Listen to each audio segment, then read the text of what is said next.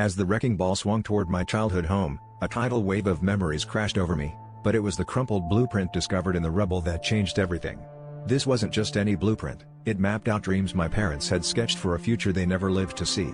With a heart torn between loss and newfound hope, I traced each line with my finger, feeling their aspirations pulse through the paper.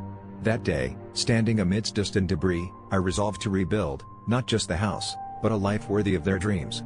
I transformed grief into a catalyst, launching a community project that would provide homes for families in need. Each brick laid became a testament to resilience, each family moved in, a tribute to enduring love. In turning tragedy into triumph, I learned that sometimes the greatest foundations are laid not in concrete, but in the courage to envision a brighter tomorrow.